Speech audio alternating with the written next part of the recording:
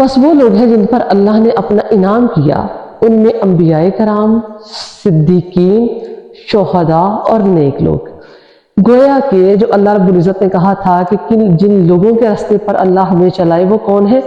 انبیاء کرام، شہداء، صالحین اور صدیقین۔ چنانچہ ایک آیت جو ہے دوسری آیت سے اس کی وضاحت ہو گئی۔ تو علماء کرام سب سے پہلے تو یہ دیکھتے ہیں کہ اگر قرآن پاک کی کوئی آیت وضاحت طلب ہے یا ہمیں اس کی سمجھ نہیں آ رہی تو دوسری آیت سے اس کی تفسیر کرنے کی کوشش کرتے ہیں، اور اسی کو ہی مستند جو ہے وہ تسلیم کیا جاتا ہے کہ قرآن پاک کی تفسیر قرآن مجید کے ساتھ دوسری آیات مبارکہ کے ساتھ۔ دوسرا جو اس کا ماخذ ہے وہ ہے حدیث پاک۔ حدیث حضور صلی اللہ علیہ وآلہ وسلم کے اقوال اور افعال کو کہتے ہیں۔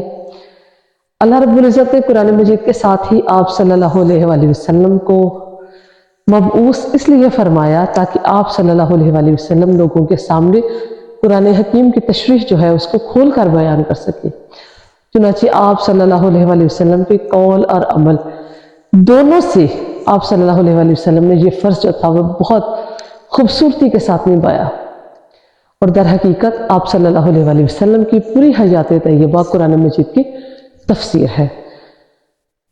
ہاں، تفسیر حدیث پاک میں پھر اس کی جو ہے وہ کیٹیگریز ہو سکتی ہیں، جیسے کوئی صحیح احادیث ہے، کوئی ضعیف احادیث ہے، کوئی موضوع احادیث ہے۔ تو مفسرین کرام جب قرآن مجید کی تشریح اور توضیح کرتے ہیں تو حدیث پاک سے دیکھتے ہیں کہ کیا یہ حدیث صحیح ہے یا ضعیف ہے یا موضوع ہے، تو کیا اس کے مطابق تشریح کرنا جائز ہے یا نہیں۔ اگر موضوع حدیث اسے کہتے ہیں جو خود سے گڑنی ہے اور مطلب ان کی روایات جو ہیں اس کی سند جو ہے وہ صحیح طریقے سے ہم تک نہیں پہنچی، تو پھر اس پہ جو سب سے احسن جو تفسیر ہوتی ہے اس کو علماء کرام جو ہے وہ اس کو اپناتے ہیں۔ تیسری بات ہے کہ صحابہ کرام کے اقوال۔ صحابہ کرام نے قرآن کریم کی چونکہ براہ راست تعلیم حضور صلی اللہ علیہ وآلہ وسلم سے حاصل کی، جب رسول اللہ صلی اللہ علیہ وآلہ وسلم پر وحی نازل ہو رہی تھی تو اس سارے ماحول میں صحابہ کرام موجود تھے۔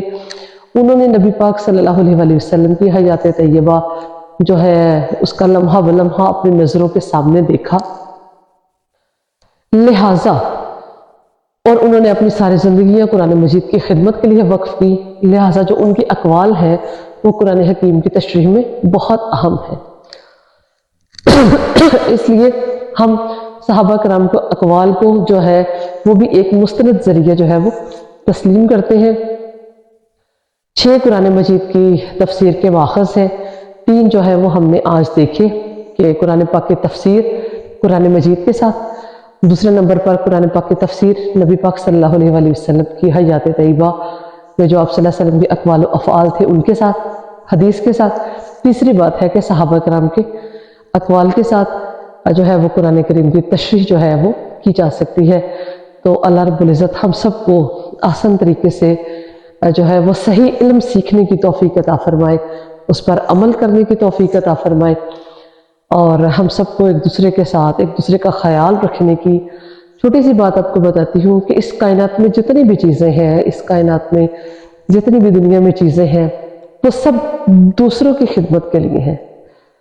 جیسے آپ سوچیں، درخت جو ہیں وہ بھی دوسروں کو آکسیجن دیتے ہیں، جانور جو ہیں وہ دوسروں کو گوشت دیتے ہیں، ان کے لیے کام کرتے ہیں، بیل ہیں، جتنی بھی چیزیں، مطلب کبھی بیٹھ کے سوچیں نا تو دنیا کی ہر چیز جو ہے وہ دوسروں کے کام آتی ہے۔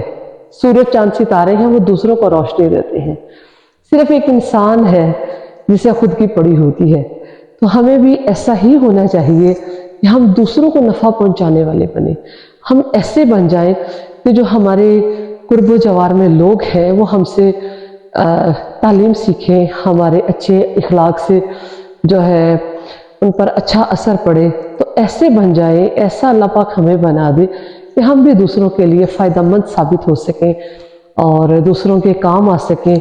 اور کوئی بات نہیں، اپنے نفس کی قربانی دے لیں، خود کو پیچھے چھوڑ لیں، ٹھیک ہے۔ ہمیں قرآن بھی یہی تعلیم دیتا ہے کہ اگر تمہارے پاس ایک روٹی ہے تو شیئر کر کے آدھی کر لو، ٹھیک ہے، دوسروں کا خیال کرو. اگر آپ نے ہنڈیا پکائی ہے تو تھوڑا سا اس میں پانی زیادہ ڈال کے اس کا شوربہ کر لیں تاکہ آپ کے ہمسائے میں کوئی بھوکا نہ رہے. تو اللہ رب العزت ہمیں ایسا بنا دے کہ ہم ایک دوسرے کے کام آئیں، ایک دوسرے سے محبت کریں، نفرتوں کو اور بغض کو ختم کریں. یہی قرآن کی تعلیمات ہے. اللہ پاک آپ کو، مجھے، ہم سب کو اس پر عمل کرنے کی توفیق عطا فرمائے. وما علینا الا البلاغ.